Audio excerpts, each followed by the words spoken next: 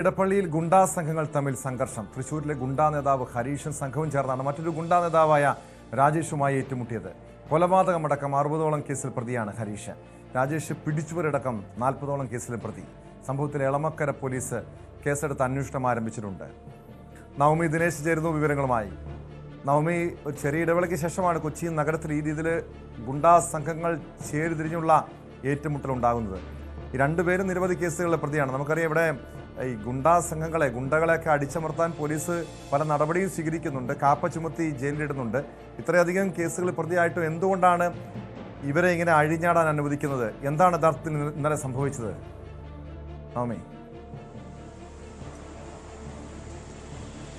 ഇവർ തൃശൂർ കേന്ദ്രീകരിച്ച് പ്രവർത്തിക്കുന്ന ഗുണ്ടകളാണ്. കഴിഞ്ഞ ദിവസം ഇവർ പള്ളിയിൽ വരികയും ഇടപ്പള്ളി പള്ളിയുടെ സമീപ പ്രദേശങ്ങളിൽ വന്നാണ് ഈ ഒരു തർക്കം തുടങ്ങിയത്. മുൻ വൈരാഗ്യമാണ് ഈ ഒരു അടിക്കും ഈ മർദ്ദനത്തിനുമൊക്കെ കാരണമെന്നാണ് പോലീസ് പറയുന്നത്. പുലി എന്ന് വിളിക്കുന്ന വ്യക്തി, പുലി എന്നാണ് ഈ ഹരീഷിനെ വിളിക്കുന്നത്. ഹരീഷും ഈ പരാതിക്കാരനായിട്ടുള്ള രാകേഷിനെ പള്ളിയുടെ മുൻവശത്ത് വെച്ച് ഹരീഷിന്റെ മകൻ അച്ചുവും ചേർന്ന് മർദ്ദിക്കുകയായിരുന്നു. അതിൽ നമുക്ക് ആ ദൃശ്യങ്ങൾ കാണാം. കുത്തണ്ട എന്നൊക്കെ പറയുന്നത് ആ വീഡിയോ സന്ദേശത്തിൽ കാണാൻ കഴിയും. പിന്നീട് ഈ പരാതിക്കാരൻ പറയുന്നത് പ്രകാരം തന്റെ കയ്യിലും കാലിലും ഒക്കെ ഗുരുതരമായി പരിക്കേൽക്കുകയും മസിലൊക്കെ അടിക്കുകയും ചെയ്തു. അപ്പം അച്ചു കയ്യിൽ കരുതിയിരുന്ന, അതായത് ഈ ഹരീഷ് എന്ന് പറയുന്ന വ്യക്തിയുടെ മകൻ കയ്യിൽ കരുതിയിരുന്ന പേന കത്തി ഉപയോഗിച്ച് ചെവിയുടെ ബാക്ക് സൈഡിൽ കുത്തുകയും ചെയ്തു. തലനാരിഴയ്ക്കാണ് താൻ രക്ഷപ്പെട്ടത്. പെട്ടെന്ന് ഓടിയത് കൊണ്ടാണ് മരണം വരെ സംഭവിക്കുന്ന തരത്തിലുള്ള ആക്രമണമായിരുന്നു ഈ ഗുണ്ടകളിൽ നിന്നുണ്ടായതെന്നാണ് പറയപ്പെടുന്നത്. എന്തായാലും പോലീസ് കേസ് രജിസ്റ്റർ ചെയ്തിട്ടുണ്ട്. ഇപ്പോൾ പക്ഷേ ഈ ഹരീഷ് എന്ന് പറയുന്ന ആ ഗുണ്ട 40ഓളം കേസിലെ 60ഓളം കേസിലെ പ്രതിയാണ്. അത് കൊലപാതകമടക്കം ഇയാളുടെ പേരിലുണ്ട്. ഈ രാജേഷ് 40ഓളം കേസിലെ പ്രതിയുമാണ്. ഹരീഷിനെ കഴിഞ്ഞ ദിവസം തൃശൂർ റൂറൽ പോലീസ് അറസ്റ്റ് ചെയ്തിരുന്നു മറ്റൊരു കേസുമായി ബന്ധപ്പെട്ട്. അങ്ങനെ അയാൾ ഇപ്പോൾ റിമാൻഡിലാണ്. എന്തായാലും ഇയാൾ പുറത്തിറങ്ങിയ ശേഷം തുടർ നടപടികൾ സ്വീകരിക്കാനാണ് എളമക്കര പോലീസിന്റെ തീരുമാനം.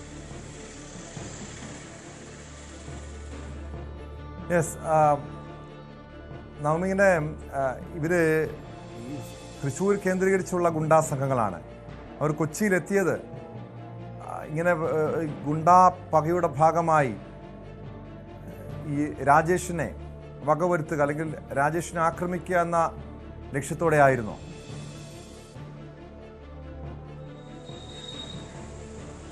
അതിൽ നമുക്ക് വ്യക്തത കൈവന്നിട്ടില്ല. പോലീസ് അത്തരം വിവരങ്ങളൊന്നും പുറത്തുവിട്ടിട്ടില്ല. രണ്ടുപേരും ഗുണ്ടകളാണ്, മുൻ വൈരാഗ്യമാണ് ഇവരുടെ ആക്രമണത്തിന് പിന്നിൽ എന്ന് മാത്രമാണ് അന്വേഷണ സംഘം വ്യക്തമാക്കിയിരിക്കുന്നത്.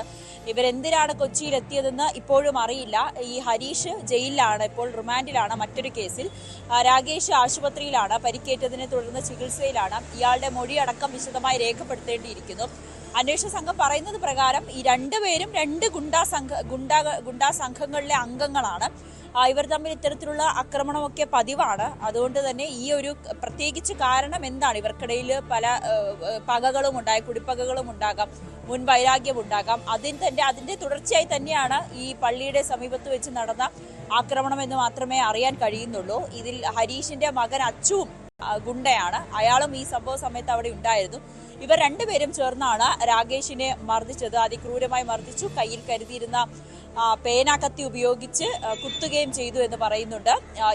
പോലീസിന്റെ FIR-ൽ പറയുന്നത് മരണം വരെ സംഭവിക്കാവുന്ന ആക്രമണം തന്നെയായിരുന്നു. പെട്ടെന്ന് തന്നെ രക്ഷപ്പെട്ടത് കൊണ്ടാണ് മരണം സംഭവിക്കാതിരുന്നത്. ഗുരുതരമായി തന്നെയാണ് രാകേഷിന് പരിക്കേൽക്കുകയും ചെയ്തിരിക്കുന്നത്. യെസ്, വ്യക്തമാണ്. നവമി ദിനേശാണ് വിവരങ്ങൾ നോക്കിയത്. ഇവിടെ സാധാരണ ഒരു 3 കേസൊക്കെ ഉണ്ടെങ്കിൽ പോലീസ് കാപ്പ ചുമത്തി ജയിലിലടയ്ക്കും. പക്ഷെ എന്തുകൊണ്ടാണ് ഈ ഹരീഷിനെയും മകനെ ഇത്രയധികം കേസുകൾ പ്രതികളായിട്ട് പോലും, കൊലപാതക കേസുകൾ നിരവധി കേസുകൾ പ്രതികളായിട്ടും പോലീസ് ആ രീതിയിലുള്ള ഒരു നടപടി സ്വീകരിക്കാത്തതെന്ന്